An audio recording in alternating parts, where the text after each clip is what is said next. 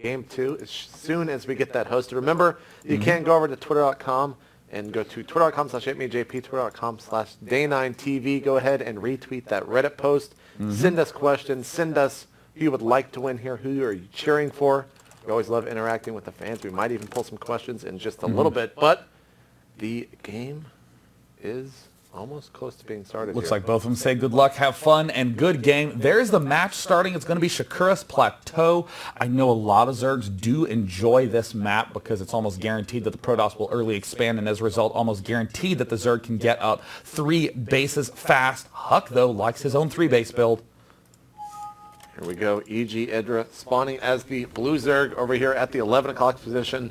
And his opponent now up 1 game over Idra is going to be the red Protoss from Team Liquid, Huk. Looks like Huk is going to be in a cross-map situation. So that will put a little bit of pressure on him to do some more damage, but considering that this game normally results in even map splits, I don't anticipate it having the largest impact. Either way, we'll see Huk planting that pylon at the front of his base, and Idra almost certainly will be going pool first, getting 2 early hatches, 1 at his natural, 1 at his third, trying to get to that 75 drone count early on. And it is all about the Roach-Ling aggression in the mid-game. Almost never do you see any early attacks or early ends. Now, we're lucky that Idra isn't Cats, because if this was, we'd be seeing a 7 pull here on Shakura's, because that is his normal build, which I don't think we'll be seeing anything crazy like that out of Idra. Although that build that we saw last game was something that you typically don't see, but it was almost kind of a desperation move, getting that Nidus network and getting those Hydralisk out. If he could have actually edged those out just a little bit earlier, he might have been able to hold off that attack, but just unrelenting force fields there onto the ramp secured that natural hatchery to be dead. And now we see Huk. He's going to be placing down the forge.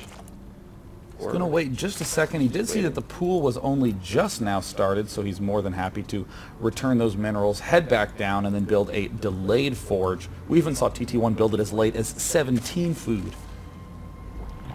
He might go for Nexus first here as he's quickly approaching 400 minerals. That looks like what he's going to do there as the Nexus does pop down. This is the play that got him in trouble against Ostoji, delaying that cannon for quite some time. But against Idra, I think you can almost always go with the read. Yeah, this guy is not going to be making 6 Zerglings and rallying them straight to my base. Very uncommon to see Idra do anything like that. He almost always just assumes that his opponent will have a certain level of defense and a certain level of preparation.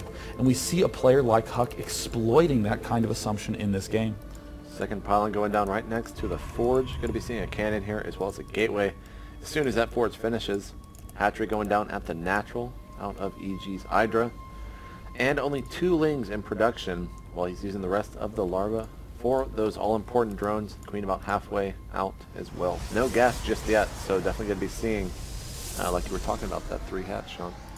Looks like we do see a pylon get planted. There's the gateway coming up as well. Again, Huk would have lost 2 Zerglings just walking straight to his base, but we already see this assumption by Idra that it is going to be a long-term game, that there would be this delay on the Nexus, so there's no need to put pressure on. Idra, though, so good at the late game, partly, I want to say it doesn't even matter. I mean, Idra's just going to be spot on with his timings in this early game, so he should be absolutely fine.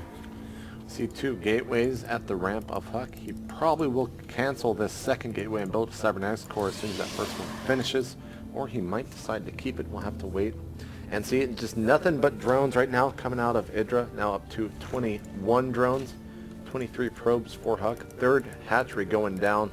He's surely going to get up to that sweet number of 70. There's the cancel with the Cybernetics core going down at the natural for Huk. Love this play. Wall yourself in, cancel the gateway, replace it with a Cybernetics core. Sure, you might lose 25% of that gateway cost, but you gain total security. Idra now planting the Creep Tumor, the ever-important Creep Tumor, to join his main to his natural. But you know what? I think this Creep Tumor should always be planted at the natural. Joining the natural to the 3rd is the most important part of this map. Early air pressure can decimate this 3rd base if there's no creep allowing those queens to get there fast. We see here a probe from Huk has snuck by. Pylon's going to be going down. He's going to be using this a little bit later in the game, perhaps. Do not believe that there are any Lings in sight. as the probe will be tucked away further south into this main base. Meanwhile, at the expansion, we see Huk chrono boosting out his warp gate. We don't see a second gas anywhere in sight, which is quite surprising. And the minerals being built up a solid amount. Another chrono boost planting on that cybernetics core. Uh-oh, it looks like Idra doesn't... Wow, no pylon there. If Huk can get a forward pylon, that would be ruinous for Idra. Did he cancel his pylon up here? Looks like it, yeah. We see an extra macro hatch also planted for Idra. But again, there's that dangerous lack of creep spread in the center of the map. We see 800 minerals stockpiled for a Huk. Looks like he may very well be going for that 8 gateway push we saw Kiwi Cookie do. Got 3 gateways incoming, adding on 3 assimilators. Wow. Still has 600 minerals to work with as he's going to start chipping away at that pylon so he can exit his base. Oh, it's a very fast third base. Huk loves doing this mass sentry fast third, but the delay on the 3 geysers clever. It allows him the extra minerals to get the gateways he needs up, and he will soon catch up in gas to make many sentries, and he will even have some zealots planting down as well.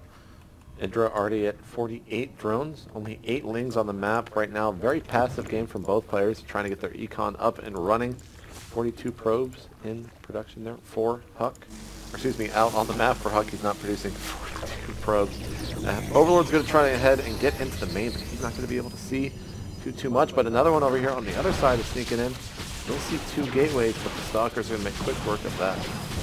And there they fall. We see Huk still floating just enough minerals to be able to take that that third, and we even see his gateway getting canceled there. He actually has an unpowered gateway up in his main. The pylon on the bottom was taken out there. Huk continuing to have these nicely tucked away pylons, securing his third as anticipated, but look at this ultra late Zergling speed from Idra. Very cool play delaying it for so long, but now that we see that hatch is up, that macro hatch, going to see a ton of pressure from Idra onto Huk. Huk's got to be careful not to extend himself too far away. See the speed lanes here for Idra, taking a shot from those Stalkers. Now 1 solo Stalker will be all that remains for that little attack. And now here come a huge amount of lings streaming across the map. They will see this third. The goal was to try, a weird force field there. Idra's going to fall back now, back at his main. He has not begun producing roaches. There is a roach war, and he has gotten that glow reconstitution, aka roach speed. Now we see an infestation pit already being produced. Very fast infestors. The Roachling infestor mixture so potent. We saw cats do wonders with it late game. Many Zergs are now relying on that infestor as a key spellcaster in the army, much as Protoss would use Templar or Terran would use EMP, but definitely not a Raven. How tragic. Only 5 gateways out right now for Huk. He's transferring probes, and he's getting ready to go into the late game, the Robo facility, the +1 weapon, controlling the southern watchtower. A very late game, fun PvZ is about to happen. If you look at the energy of the Queens of Idra, he's once again missed a couple of injections. 50 energy at his natural on that Queen. If you go back over, let's see, that one, 40 energy on his third base. We see some lings running by there. They will get quickly taken out. There's a pretty large force in comparison to Idra right now. Is that Sean Connery coming out again? The large force for Zerg. This is true. This is true. And we also see Idra starting to mass up dem roaches. There's the pathogen glands, and he might even try to make a push here. Incredible. Huk actually advancing forward. He's still going to be hugging the southern wall. He needs to get into a good position where he can force field properly. Does not really want to engage on that creep, and brilliantly we're seeing Huk pull back. Both players playing so well. A 4th base going down for Idra. Huk does not really want to engage until he gets all his key tech up. Colossus, Blink, 2-1 upgrades. Immortals now popping out. There's the armor for the forge. We see another forge at the front. And slowly but surely Huk is starting to advance across the map, just as we saw him do against Ostoji. Now Idra already has a hive incoming. The infestors are about halfway complete. And another hatchery, like we were just talking about, a 4th base. And here comes Idra actually moving across the map. There is an observer to spot this, though. But it looks like he's just kind of feigning some pressure, making sure that Huk will have to fall back. And now a Spire has started. This most certainly means that we'll be seeing some Broodlords coming out here for EG Idra. Late game is so difficult for Zerg to crack a Protoss. The key is to do big direct engagements with the Broodlords and do plenty of